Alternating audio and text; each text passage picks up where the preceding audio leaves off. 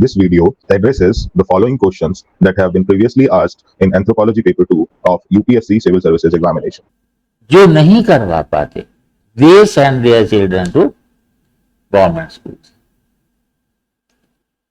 तो इशू क्या है जो मैं बार बार कहता हूं, that you have to identify backwardness of a family of a person. Caste कभी बैकवर्ड या फॉरवर्ड नहीं होती। अब जब ओबीसी अनाउंस किए गए थे, around 2200 caste were there and now their number is double, more than double. ये इतने लोग बैकवर्ड हो गए, कैसे हो गए थे? सोशल बैकवर्ड का मेजरमेंट करने का कोई भी मैकेनिज्म वर्ल्ड में इवॉल्व नहीं हुआ। एजुकेशनल बैकवर्ड तो आप कर सकते हो, पर सोशल बैकवर्ड आज के ग्लोबलाइज्ड वर्ल्ड में आप जो है किस तरह से करोगे? It's qualitative issue, it's not a quantitative issue.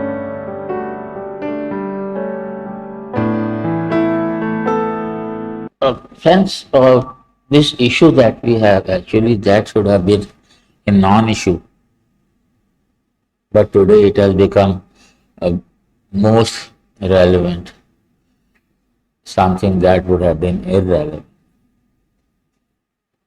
आपका कॉन्स्टिट्यूशन कहता है that we should strive for a casteless society, but every now and then we are forcing caste again and again. आज ही मद्रास हाई कोर्ट का एक issue आया है कि why a particular caste should be appointed in math. आपके chief justice का appointment होता है तो some of the newspapers write that he is second Dalit and first Buddhist. Nobody is interested that caste should die.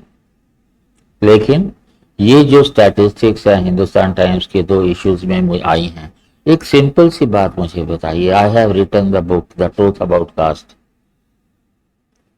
I had a session in the World Anthropology Congress denouncing colonial constructs, caste and tribe. Caste is an alien concept. We know it was imposed on us by the British. जिसको मेरी बात पसंद ना आए कि 5000 year से Dalits का जो है वो एक्सप्लॉयटेशन हो रहा है, नई किताब पढ़ ले। Every fact is given with reference. करीब 200 पेज की किताब में 125 रेफरेंसेस है। ठीक है।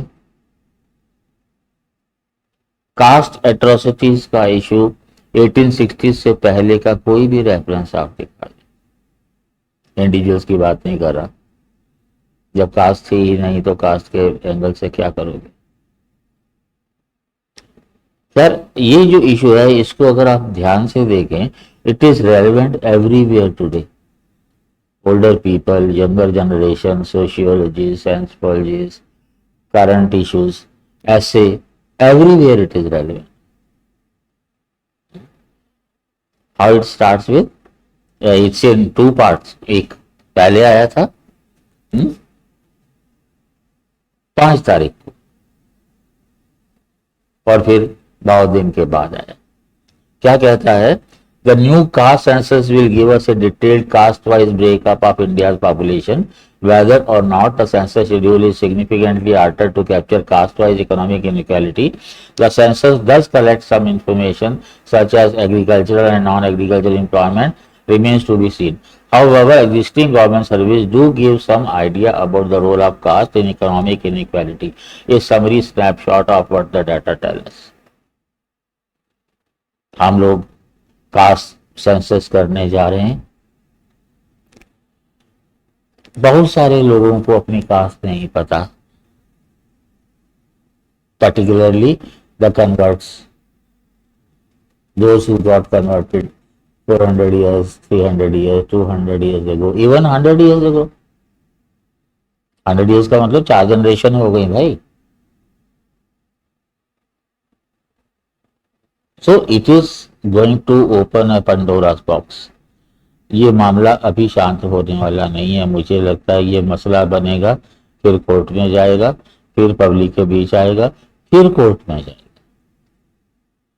और ये जो स्टैटिस्टिक्स है बड़ी ईमानदारी से बताइए मुझे, कास्ट और फैमिली में कोई डिफरेंस होता है कि नहीं? क्या कोई कास्ट गरीब या अमीर होती है? मान लीजिए कि एक कास्ट में 100 परिवार हैं, अगर 70 उसमें से वेल टू डू हैं, तो आप कहेंगे caste is well to do. What about the 30 family? उनमें से भी 10% तो ऐसे होंगे जिनकी हालत जो है वो बद से भी बदतर होगी, but still they come in the caste. तो मुद्दा कास्ट होना चाहिए कि मुद्दा इंडिविजुअल होना चाहिए, मुद्दा वेल्थ होना चाहिए, मुद्दा इकोनॉमी होनी चाहिए। आइए देखते हैं। It starts with number 1, the consumption inequality by caste is smaller than asset inequality. Asset inequality बहुत ज्यादा है। ये share of assets relative to the share in population, share in spending relative to the share in population। अब ये एससीज और STs में ये जो है ज्यादा क्यों है? क्योंकि जो गरीब लोग हैं खास तौर से एससीज और एसटीज के, they are supported by the state policy, state funding. So इसलिए spending relative to the share in population ज्यादा हो जाता है। एक्चुअली ये ज्यादा, अगर आप सरकार के कंट्रीब्यूशन हटा ले, उनकी अपनी कंट्रीब्यूशन के हिसाब से बात करें, तो ये तो बहुत कम हो जाएगा। सेकंड क्या कह रहा है? ओबीसी, एससीज and STs have a disadvantage when it comes to salaried jobs. इसमें कोई नई बात नहीं है। सैलरीड जॉब्स में जो है वो क्लास 4 को अगर आप छोड़ देते हैं और कैजुअल लेबर को आप छोड़ देते हैं, तो एससीज और एसटीज जो हैं वो कहाँ टिकते हैं बाकियों के हिसाब से?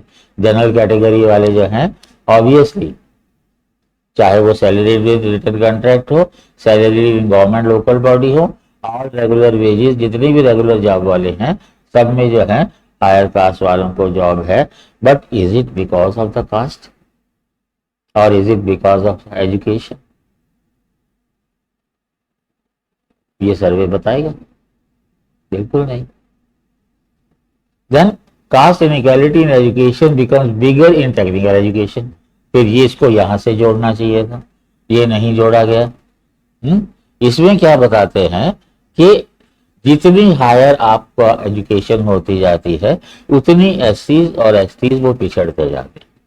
हर तरह के फील्ड में आप देख सकते हैं। तो सवाल ये है कि वो पिछड़ते क्यों हैं? You talk about higher education. Why don't you talk about school education? अभी एक न्यूज आई कि एक पीवीटीजी अंडमान निकोबार के 10 of them have qualified in the matric education. बस खबर हो गई। लेकिन उनके स्कोर क्या था, उनकी एफिशिएंसी क्या थी, whether they are competent to get a job। Of course PVTGs के लिए प्रोविजन हैं कि once you finish with 10th class आपको जो है क्लास 4 की या क्लास 3 की जॉब का कुछ इस तरह से प्रोविजन है, मैंने देखा है चाहकर। उसके बाद जितने लोग इंजीनियरिंग में जाते हैं या मेडिसिन में जाते हैं वो तो फर्स्ट ईयर में ड्रॉप आउट हो जाते हैं मेजोरिटी ऑफ देम। क्यों? एक तो मीडियम ऑफ एजुकेशन, दूसरा कॉम्पिटेंस। आप उनको कॉम्पिटिटिव तो बनाएंगे नहीं और फिर इस तरह की स्टैटिस्टिक्स देंगे आप, तो ये आप ऊपर जाते जाइए। एक चीज मेरे को बताइए कि आप कहिए कि प्राइवेट सेक्टर में जो है वो नहीं जा रहे हैं लोग। एक बंदा जो ढंग से बीटेक कर लेगा, 4 years कंप्लीट कर लेगा without any failure, without any repeat, कोई एससी एसटी, इसका मतलब है कि वो कंप्लीट कर सकता है। तो कंप्लीट अगर कर सकता है तो वो वहां पर असिस्टेंट प्रोफेसर क्यों बनना चाहेगा, जबकि उसको एमटेक भी करनी पड़ेगी और पीएचडी भी करनी पड़ेगी? वो आईएएस नहीं बनेगा।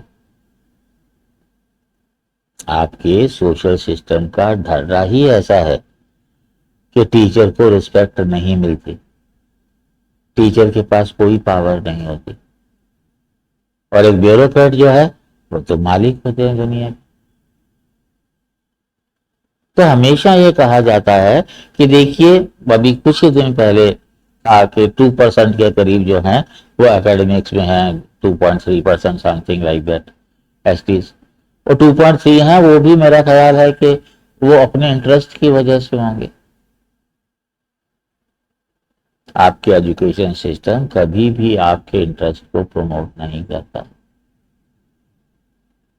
लेकिन आपकी स्टैटिस्टिक्स जो हैं वो यही बताएंगी कि देखिए, जितना आप ऊपर जाते हैं लोअर कास्ट और ट्राइब्स का हालत जो है उतना ही नीचे होता जाता है।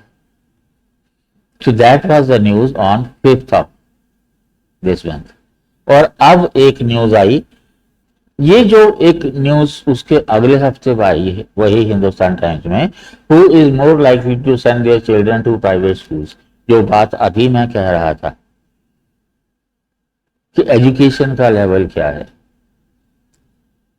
Who will send the children to private school? Those who can afford.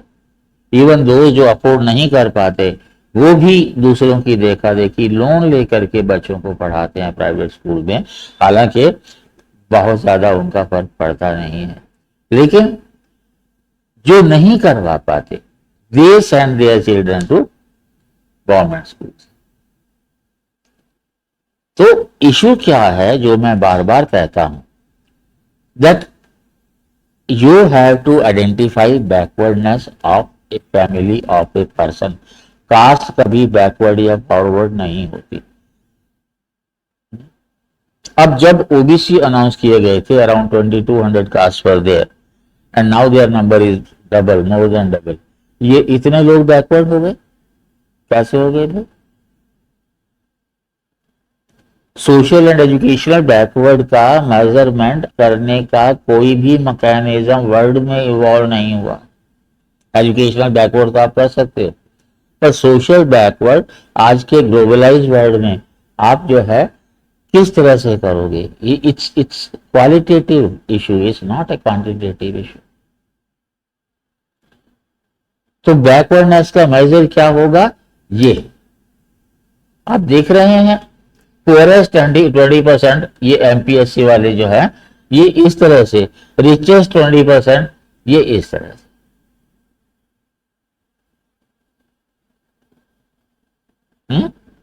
तो पुअर बैकवर्ड्स, बैकवर्ड वो है जो इनमें से माइनस करके आते हैं। सॉरी, इनमें करीब 80% बैकवर्ड है, इनमें करीब 73% बैकवर्ड है, इनमें करीब 66% बैकवर्ड है, इनमें करीब 54% बैकवर्ड है, 53%, और इनमें जो है वो 26% बैकवर्ड। मैं पहले भी कह चुका हूं कि आज जो हमारा जो स्कूल सिस्टम है, 50% जो है बच्चे गवर्नमेंट स्कूल्स में पढ़ते हैं और 50% प्राइवेट स्कूल्स में पढ़ते हैं। तो बैकवर्डनेस की लिमिट तो वहीं डिसाइड हो जाती है। तो जो बच्चे थ्रू आउट सरकारी स्कूलों में पढ़े हैं, they need special privileges.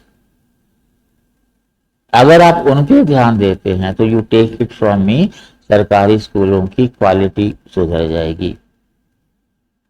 You take it from me कि कास्ट का इशू कोई इशू नहीं रहेगा। एक बिरहोर जिनको मैं स्टडी जिनको मैंने स्टडी किया है, वो एक तरह से अनटचेबल हो जाते हैं।